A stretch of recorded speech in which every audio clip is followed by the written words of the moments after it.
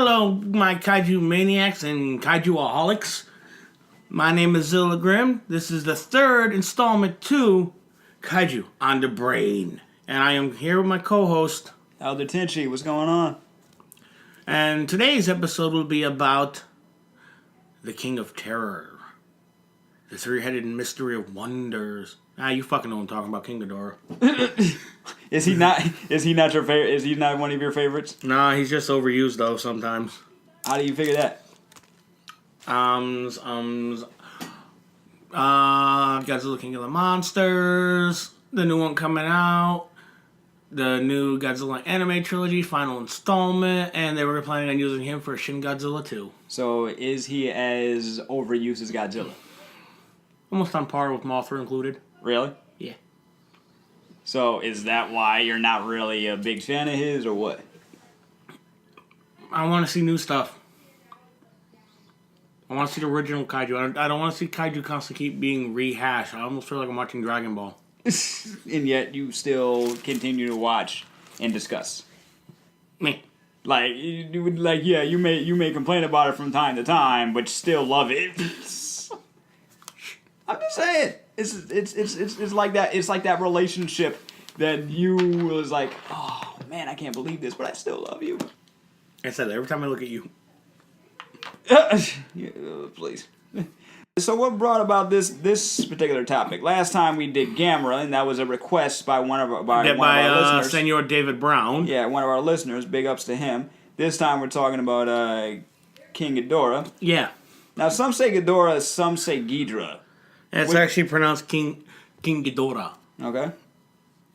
And so, but figure I might as well talk about him for right now because he's going to be he's going to be the big baddie in King of the Monsters, the sequel to Godzilla 2014. So what are his origins as of right now?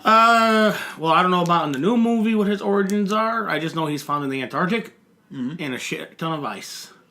Now, if we go through the Showa series, he's a space dragon sent from Hunter D. Nebula to destroy Earth. Mm-hmm. And we know that every kaiju is a metaphor. So what's he a metaphor for? Orochi. Which is? The eight-headed dragon of Japanese mythology. Okay, so it's not a metaphor. That's a reference too. Yep. Okay.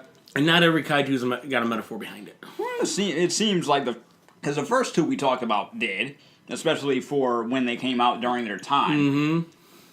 But Mothra doesn't have a metaphor. But Rodan doesn't have a metaphor. Gigan doesn't have a metaphor. The only other monster I can think of that was kind of like metaphorically was Ghidorah the Smog Monster. So do they all have roots in Japanese mythology or what? No. Or are some of them just made up?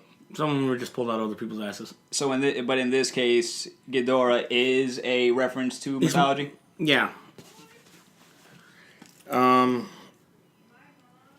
no, if we go by the Showa origins, he's from outer space. Mm-hmm. If we go by Heisei, he was man-made by man in the future with three Dorats when they tried to kill off Godzilla and replace him with King Ghidorah. And then later became Mecha King Ghidorah through technology in the same movie. Mm-hmm. And then we get to the Millennium series, which then he is based off of Japanese folklore, and he's actually a good guy. Mm. And Godzilla's the bad guy. So what would be your favorite version? Like out of those eras you just mentioned, what would be your favorite version, man? Probably. He only appeared in the Heisei series in Godzilla vs. King Ghidorah, where he showed up as King Ghidorah and Mecha King Ghidorah. Mm-hmm. And then the Millennium series, he kind of had two forms, though. Oh, then I also forgot the Mothra Heisei series, where there was a form of him called Death Ghidorah, which was in Rebirth of Mothra 1. Mm. And then he came back as Grand King Ghidorah in Rebirth of Mothra 3 with the space origins that were from the Showa series, which was, I like to hark back to that. And then in the Millennium series, we wound up with King Ghidorah, which was an unfinished evolving Orochi, where he teamed up with Mothra and Baragon, not Barugon. Check out what Barugon is in another video installment. Yammer villain. So, wait, what do you mean by unfinished? He was not fully evolved. So he stopped, like, part of the way through? He got woken up to fight Godzilla. Because in this movie, Godzilla and Monster King Ghidorah, giant monsters all out attacking. That's a mouthful. Also known as GMK.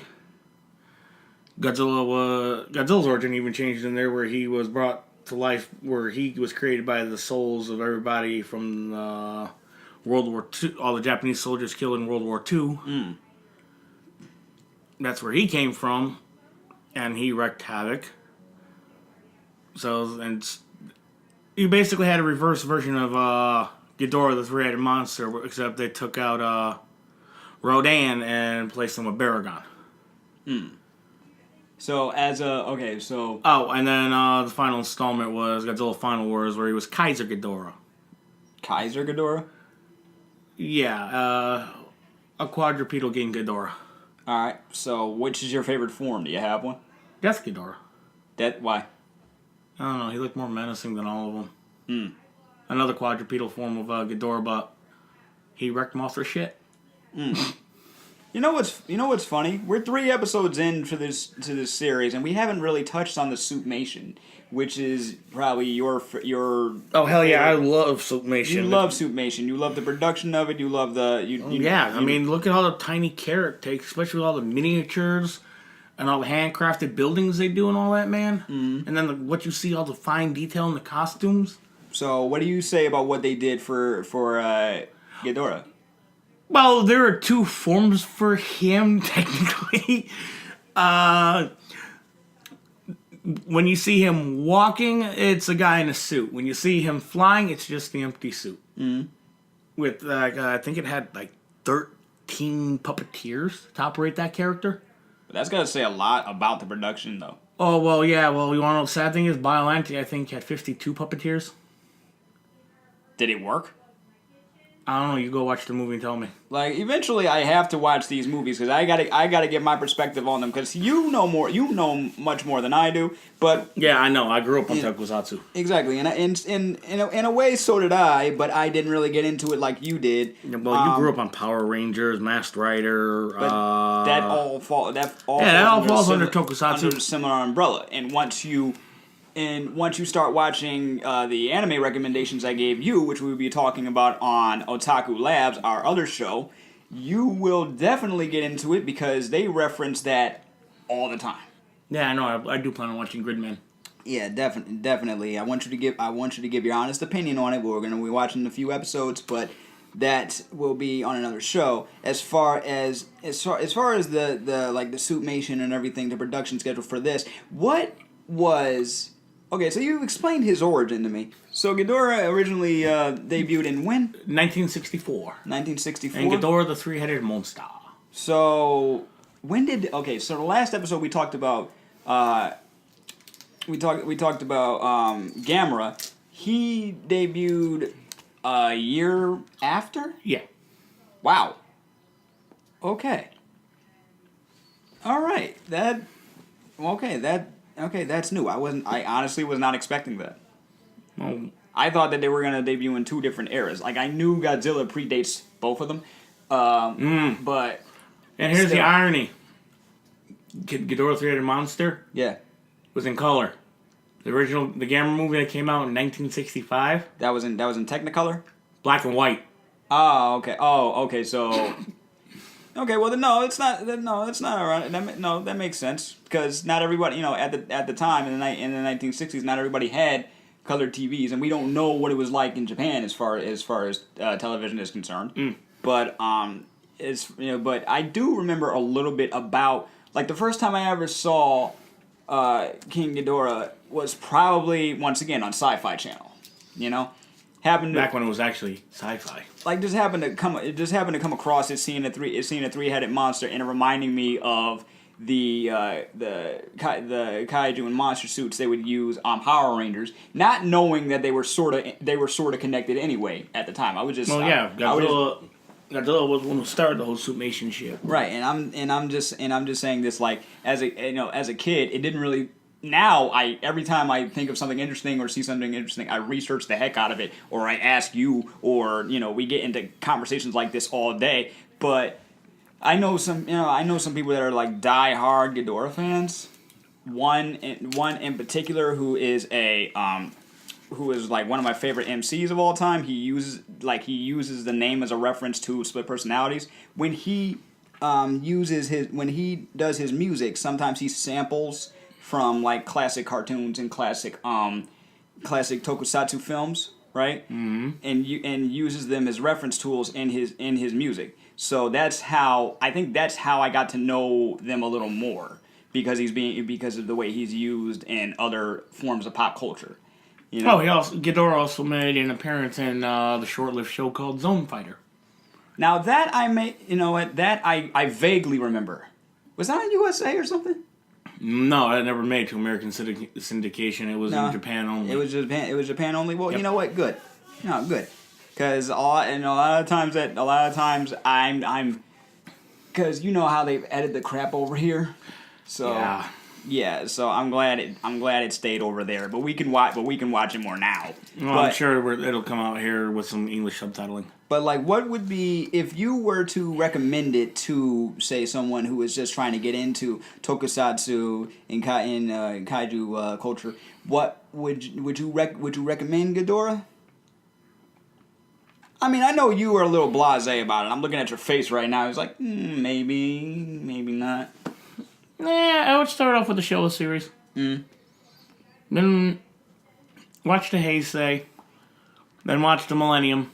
And then watch. Then hopefully we'll see how he gets portrayed in King of the Monsters in 2019. Or you can try to stomach the Godzilla anime trilogy with the third one coming out. I think, it's out in Japan now. The Planet Eater, where I really don't like this Ghidorah. Why? It's a review for another day. Oh, okay. I got you. Now, from what I'm seeing from the promotional stills and everything, it's not your typical. It's not like I could deal with the change and everything for Godzilla. Yeah. Because it kind of makes sense. It's hard to explain why, but it makes sense. All right. I mean, they kept the space origin, but it's like 3 serpents instead of the 3-headed dragon. So 3 serpents like with like spider-like compound eyes. So kind of like the harpy from Greek mythology. No, not harpy. Not the harpy. The Hydra. Something like but it's actual serpents, right? Like you see, if you see promotional pictures, they wrap around Godzilla like snakes, but then you can see where their tails are still coming, where their bodies are coming right. Well, it's like 3 little mini black holes. Mm-hmm. Tears in the dimension. So, yeah, though they do say that they're supposed to merge together and make the traditional, and I say that with air quotes, Ghidorah. Mm-hmm. I don't know. I mean, I can't judge until I actually see the movie, but from what I'm seeing and all that. But that's not something you're looking forward to. No. Although you do plan to finish the trilogy. Yeah, I plan on finishing the trilogy. That's because I'm a Godzilla fan, and that's the only reason I'm stomaching it. Because we had a really big disappointment in the last movie. I mean, it was literally a retelling of the first movie, almost fucking scene by scene. So what would be the point of that, you think? Budget. And plus you got a guy who doesn't know shit about Kaiju doing these movies. It's just like when you have someone, it's just like back in the day when we had people that didn't know crap about comics doing comic book films and all that stuff that's happening now. But now we have... Basically, I would consider this guy that's doing the Godzilla anime trilogy a Ronald and Emmerich of Japan. Sheesh. Roland and Emmerich, I mean. The fuckers who did the 1998 Godzilla movie. I think you and I talked about that. Are we going to skip that, or are we going to actually talk about it? No, it'll be reviewed. Oh boy, because I only saw that movie twice. I saw it once in theaters, once on TV. We can download. You can watch it on. You can stream it.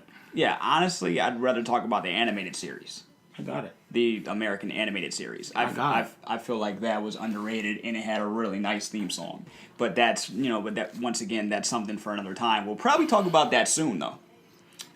Soon, but not next. Yeah, because how many episodes did that have? That lasted about, what, 2 seasons?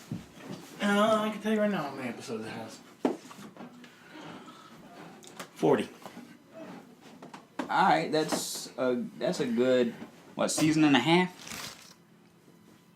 2 seasons? 2.5. Because your traditional season is 12, 13 episodes long. Or more, depending. Like some are like 24. Nowadays, they've shortened it. Yeah.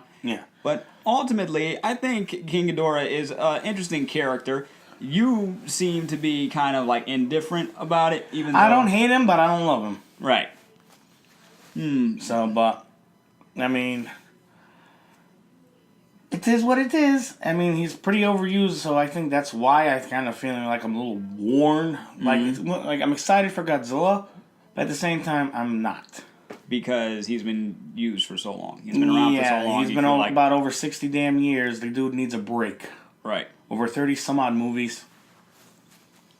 So even though you still love him, I respect it enough to where it's stop being a dead horse. I feel you. All right. So in the meantime, let us know what you think about the three-headed monster King Ghidorah. Are you looking forward to seeing him in the new Legendary series? Which era is your favorite, and what design is your favorite? Since we talked a little bit about Suitmation, which we probably will touch on again in future episodes. Yep. Check us out on YouTube, SoundCloud, and Instagram, and we will see. We have an Instagram? I told you this a long time ago. And I will see you on the next one. Smash them buildings, click them likes. Peace. Wait, the next episode will be about the giant ape.